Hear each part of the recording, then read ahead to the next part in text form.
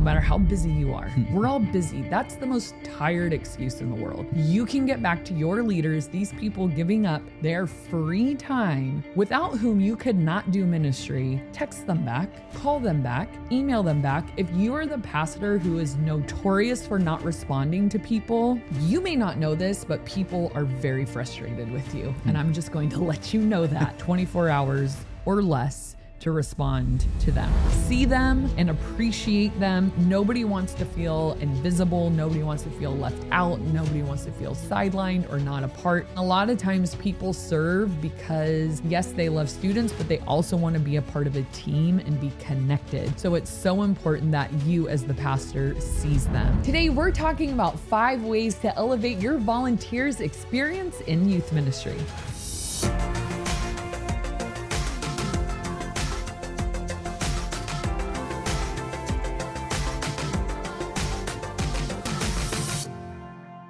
Welcome to the Ministry Coach Podcast, where we bring you weekly tips and tactics to help you fast track the growth and health of your youth ministry. My name is Jeff Lascola, and this is Kristen Lascola, and today we have 5 ways to elevate your volunteer experience in youth ministry. Or if it's only one, leave the zzz off. So 5, and these are tried and true. So number 1, partner them up. I think volunteers have a much better experience when they are not alone. Leaders don't like to be alone because you carry all the weight of everything all by yourself. So every small group should have at least 2 leaders. You could add a third in there, like a young buck that you're trying to train up, and they could kind of just sit back for a few months and observe, or maybe you could slowly okay, now you do this question, and but 2 is perfect. Sorry about that. For a few reasons. So support and encouragement for each other. Like I said, it fights that leadership loneliness. You have more flexibility. Life happens. So it's very likely a leader is going to need to miss Wednesday or Tuesday night, Thursday, whatever you meet on. And it's not as big of a deal when you have a 2 small group leader model. And then it's like a built-in relationship for them. It's so nice to have the support and encouragement of another adult in the room. And I've found that partnering them well, a little strategically, and putting some forethought into it, are these 2 leaders a good fit? And it doesn't mean they're carbon copies of each other, right. But do their gifts complement each other well? Do their personalities complement each other well? Does their style of leadership complement each other well? I've gotten new leaders sometimes and it's been obvious, we have a gap here. But then I've thought, I'd rather leave a gap there than pair people wrongly. So I'm going to hold off on that. By a gap, you mean not having a partner fit for them? Yeah. So say there's a small group with just one leader and we've been waiting for a co-leader for them. And you have this brand new leader come and you'd be like, done. Mm-hmm. But if it's not the right fit personality wise, you might want to switch some things up or partner them with someone else or put them in a just be careful, because that can also have a dark side of it. And it can be a real thorn in the side for leaders where it's I really enjoy the kids, but my co-leader's driving me crazy. And that's happened before. So not that we can ever guarantee results no matter what we do, but you've heard me use the phrase relational architect before when it comes to our students and making sure they're positioned in ways that they can make connections. Same with the leaders. We group students sometimes based on similar interests, similar vibes, similar. After breaking it down by it's age, grade, gender, and then probably the other way around. Similarities. Gender, grade, and then commonalities. Yeah, so it's kind of the same with leaders where it's okay, you're a guy. It doesn't mean you're going to be best friends and really connect. So make sure you're pairing people well so that they do have a great experience where they can form a connection with this other leader. Look forward to seeing them every week. Be supportive, because they're going to have to be working really closely together. So you want there to be really good chemistry. Now, I'll settle for good chemistry.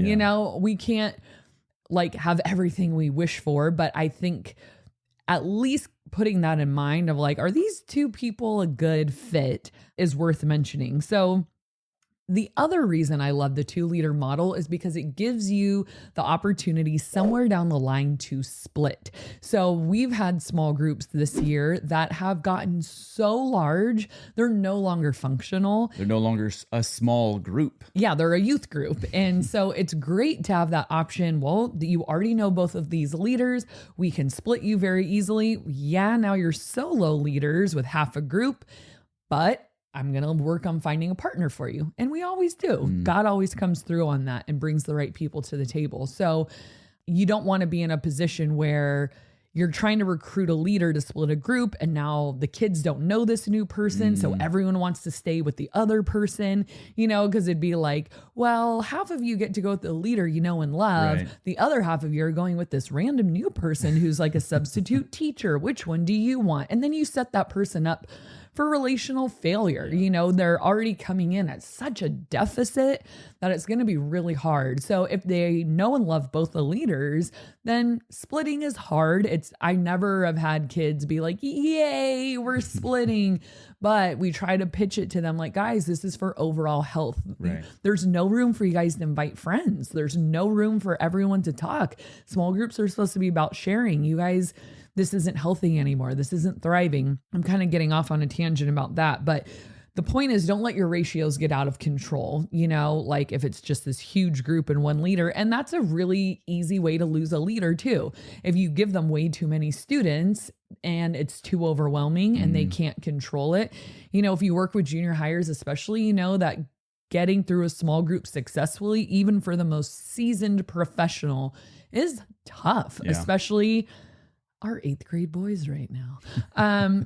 Thank you, Andy. You're doing a great job if you're listening. Andy, he is like a pro, man, but it's a hard group. So all that to say, pair people up. Don't leave. Their experience will be better if they have a partner in crime. All right. Number 2 of the way to elevate your volunteers' experience is on you to communicate well. So I like to email my leaders once a week, my leader email with everything they need to know. Then I like to use an app called Discord because that breaks down communication into specialized teams. So Discord can be broken down into different channels. So we have our youth group main channel, and within that we have worship team, tech team, interns, small group leaders, everyone, there's different, so depending on who we have to communicate to, and that comes through like as a notification on your phone. Okay. It's kind of like a texting service, but it doesn't come through in your text messages. It comes through on the app, but you get notifications for it and it's very easy. One of my worship leader turned me on to that a couple years ago and I was very skeptical. I'm like, Discord, I don't need another thing. Thank you very much. And I heard it was for like video game people. So I was like, but it ended up being awesome. It is so good. And then it cuts down on the group text, group chat. And then where you're like, I'm not a part of this. I don't want to get all these messages. Yeah. And it's like, I just download it. It's awesome. It works so well. And then for communication, we also do a 15-minute leader meeting before our program begins. So from 6 to 6:15, we do our leader meeting, just kind of quick, like, what do you need to know for tonight? What do you need to know about what's coming up? Does anyone have a question or something we need to pray about? And then we're out by 6:15. Hopefully. And then program starts at 6:30. So kids show up early. So my guys director, like my associate pastor kind of guy, he is not in that meeting because he already knows everything. So he'll be out like receiving kids and new families and parents as they come while we're in a meeting. And then I have a couple other leaders out there too, like my snack shack guy, I just make sure I catch him up, but he's out there too. So it's not like there's no leaders, Right. So he's out there, which works out really good. And then this one, listen carefully. Okay.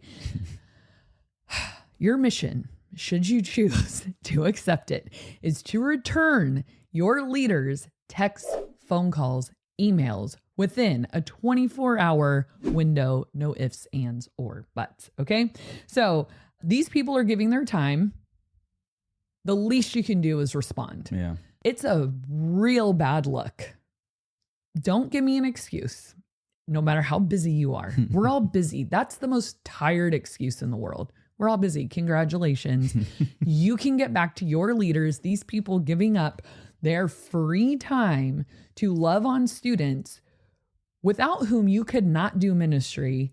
Text them back, call them back, email them back. If you are the pastor who is notorious, and there's so many of them, notorious for not responding to people, you may not know this, but people are very frustrated with you. And I'm just going to let you know that. So the good news is you can change that very easily. No excuses. Okay. So go through your email at the end of the day and see who you haven't replied to yet. If it's a big, long response and that's why you're putting it off, just give an acknowledgement. Hey, thanks so much for this question. I want to do it justice. I will get back to you this week. When, I don't know, but I want you to know it's on my mind. Just something like polite to let them know why you're not responding. Text messages are the same. At the end of the night, I try to scroll like from like the last day and a half. Like, did I leave anyone hanging? And then sometimes I just like to send a voice text because it's a lot easier and I can get a lot more information out and stuff like that. But always, always, always respond. You know, we've talked about that with parents before. You know, we have a rule at our church, like their tithes are paying your paycheck. Like you need to be available for people. Don't hide communication. Like, oh, I'm so overwhelmed, I can't write back. But we've talked about, we have a rule, 24 hours to respond to a parent. And I would put that in the same category as your leaders, 24 hours or less to respond to them. So that's kind of how they're going to feel seen, known, and heard communication wise. Does that include days off? I don't think you're going to like my answer, but yes. What if you're not checking on a day off? So I was thinking of text messages. Riddle me that, Batman. Okay, so fine. If you get an email on Saturday morning and you don't get back till Monday, I will accept that. That's okay. Got him. I like to check my email every day. Yeah. Just to make sure I think most people probably I'm do. not missing anything super important or whatever. That was kind of a junior high response. What about your day off? What if someone was dying? What if the world blew up all the computers all of a sudden? Then what? Moving on, number 3, after you communicate well, prepare them well. So give them the discussion guide before small groups. Obviously, they need to be prepared to know what they're leading and how to lead their small group. Give them plenty of advance notice on events, especially events that are going to be requiring something from them. Like, well, this is on a Friday night. Like, make sure you get it off of work, or you're going to need a costume for this event, or this one is off campus and this is where to meet us. So give them plenty of notice on those things. And might I say, communicating things once will never, ever, ever cut it. It will never be enough. Like, oh, I told you like 3 weeks ago that youth group was canceled. You know, it's dripped in at the meeting, at the email on Discord, and on stage announcements too, if they're listening to those. But in your communication with leaders, make sure you're clear, concise, and consistent. Yeah. So like, I would add spouses to that too. Make sure when you're talking to your spouses that you're clear, concise, repetitive, because they'll forget. Yeah. Is there something you want to tell me? No, I think that's sound advice to anybody. Well, and the consistency piece, like I feel like they should know, oh, it's my Monday email from Kristen, instead of just like, well, what if she does this? And what, like, just like sporadic email. I think you don't catch people. So trying to just be like, this is the one concise, clear communication I'm going to send for this week. And then if it needs a Discord little reminder or an individual text to someone, but make sure you're communicating well to prepare them for what you want them to do. So, you know, I always take the view that if my leaders fail, I try to push rewind and think, where did I drop the ball on my expectation? Where did I drop the ball on my communication or my preparation for you? Like, I feel like when my leaders succeed, I'm like, good. Like, I put you in the position to have everything you needed to do a job well done and enjoy it and feel successful.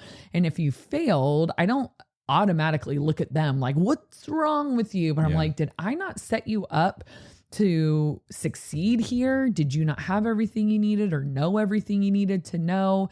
I try to let it fall back on me. They say every organization is a direct reflection of its leadership.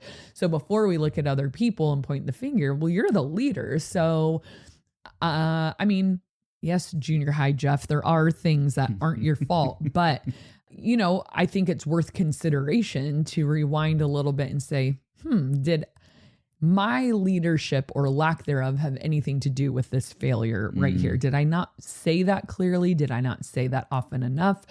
I think about that kind of stuff a lot. So, and just a quick email tip, I guess it was to go with text messages too, but always try and be as concise as possible. Say everything you need to say in the fewest amount of words as possible, giving all the details, obviously, but nobody likes a run-on, rambling 17 paragraph email where it's like, oh, I emailed it to you. It's like, I don't want to quit my job to have to read your emails, though. I mean, for those that have kids in school, how many emails the schools send out and texts and just phone calls, and it's all over the place. It gets overwhelming. So if you can read an email and here's another tip, make it bullet points, like it's not quick. Paragraph. Yeah, because I text somebody recently, it was a client of mine, and I was like in detail giving him all this stuff in this really long text. I didn't realize how long it got, and I pushed send, and he literally wrote back, I'm not reading that.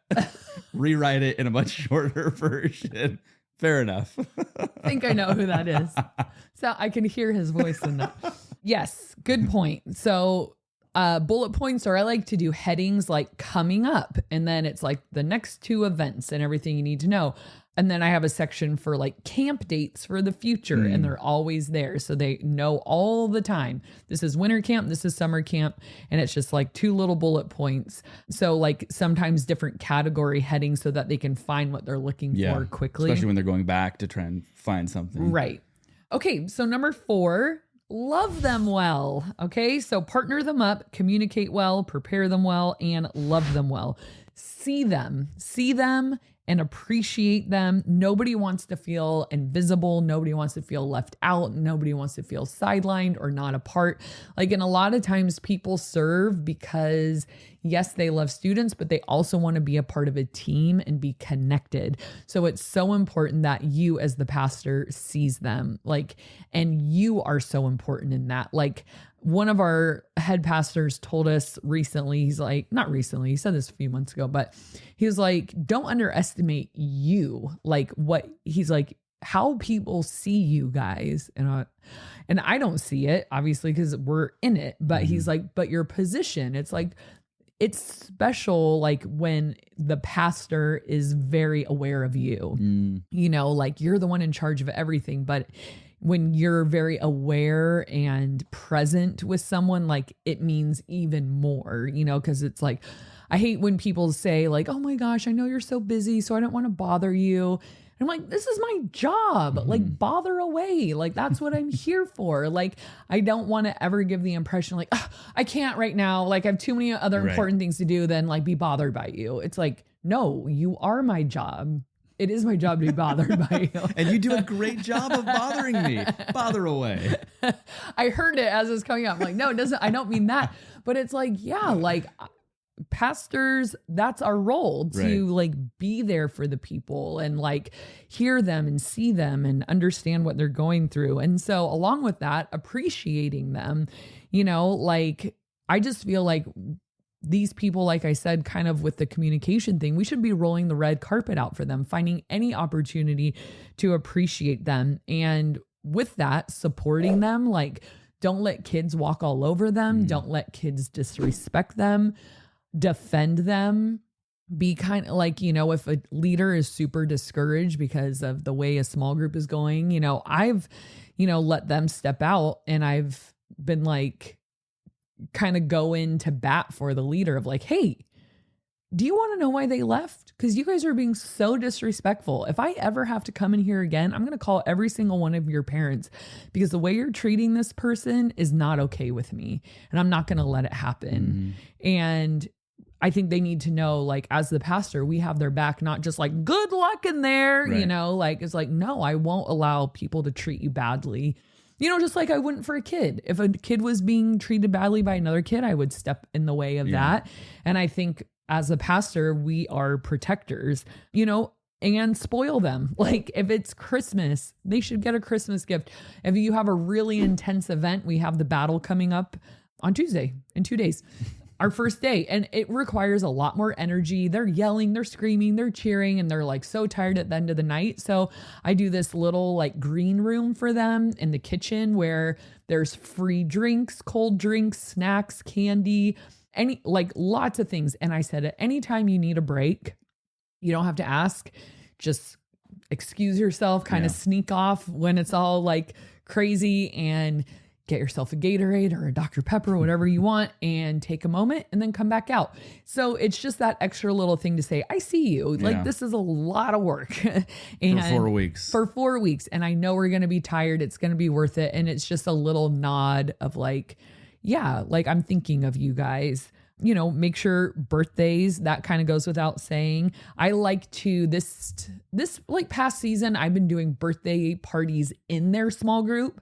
So like I'll send them like their own little text and I'll post about them on Instagram and we'll bring them up on stage and we sing happy birthday with like a slide with their face on it in the back, like something cute. And then I'll buy treats and bring it in for their whole small group. So I'll be like, the birthday fairy is going to visit your small group tonight.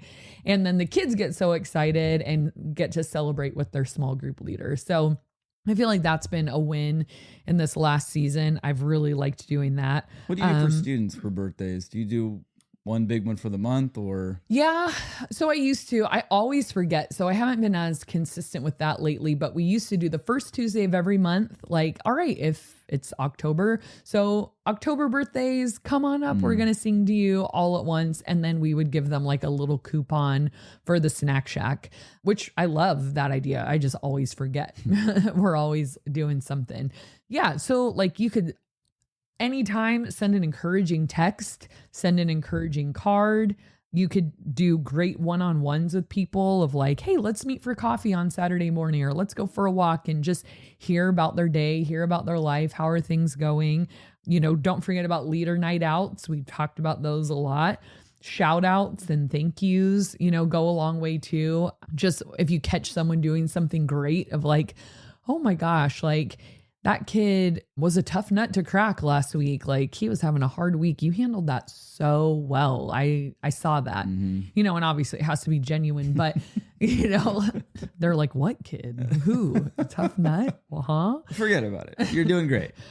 Yeah. Or I just think like catching people doing really great things and acknowledging it as like, makes them realize we don't take them for granted of just like, you're here, we did another night, great. But like stopping to see what they're doing. And then number 5, give them meaningful work and steward their leadership well.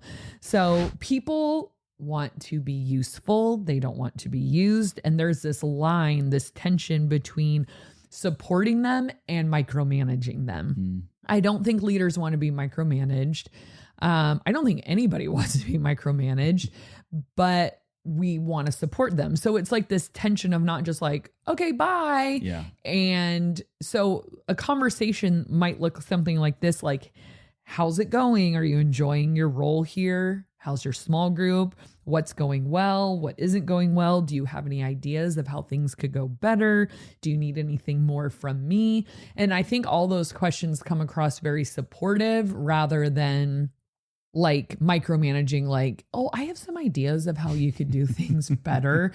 You know, I think always giving them the opportunity to, well, what do you think could go better? Or how are things going? Or what's been a challenge? How can I step in and help you?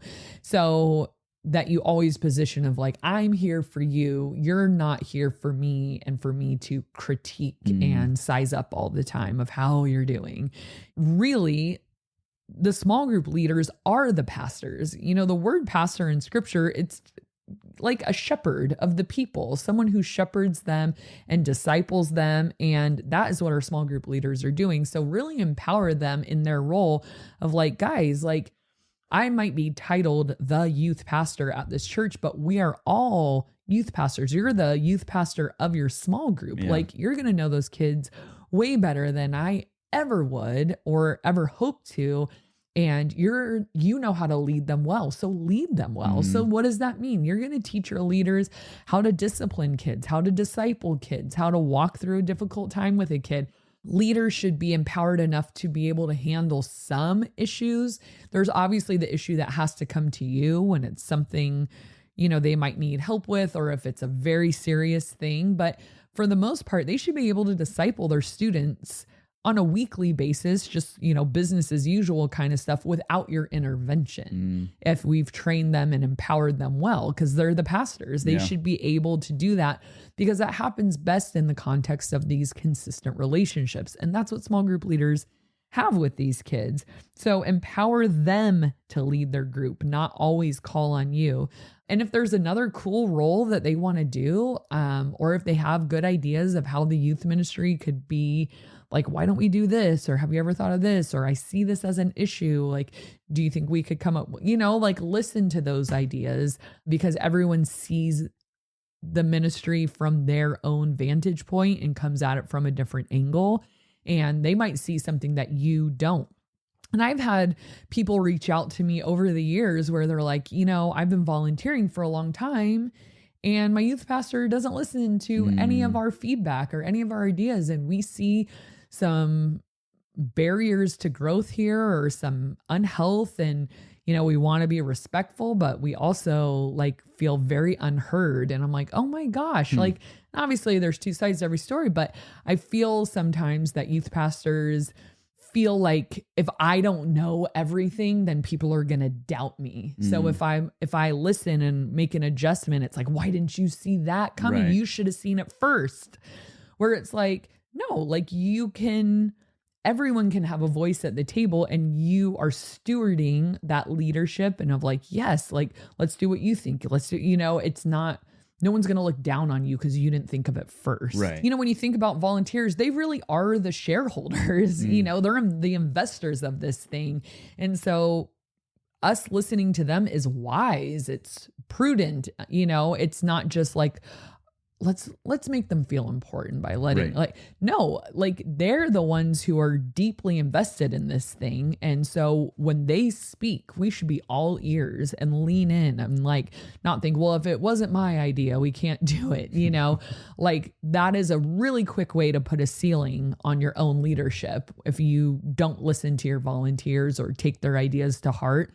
And some people aren't like the kind of people that are just going to come up to you and say that. Yeah. So I think it's really good to ask, hey, what's your experience been like in this ministry? Is there anything from where you sit that you think could go better? Or what do you think we're doing really well? What do you think, you know, we might be missing the mark on? Or have you noticed anything like if you were me, how would you lead or what would you have done differently? I love asking those, you know, and it just shows that humble heart too of like, well, I'm in this position, but doesn't mean I magically know everything just because they called me a youth pastor, you know? So 5 ways to elevate your volunteers experience. Yeah. We have obviously a ton of episodes on volunteers, and that is for a good reason because like you're saying, they're the lifeblood of any youth ministry. So one you might want to check out is we did one recently about how to create your dream team of volunteers. So make sure you check that out, whether you're listening on a podcast or on YouTube. All right, the question of the day this week is, and I can't remember if we've done this before, but whatever. We'll see if our answers are the same. What is a regrettable hairstyle or haircut that you once had? I've been seeing them on TikTok like as a vintage commercial. I'm like, thanks. But do you remember Bump Its? Yep. I heard they're coming back. Are they? I don't know. I feel like everything's cyclical, but okay. Well, if you don't know, said that. Bump Its were like these plastic curved pieces that you would like put your hair like this, and then you put the bump it in, and then you put your hair over it. So then you would like Get a bump in your head. yeah, like Snooki, you know, it was kind of like her.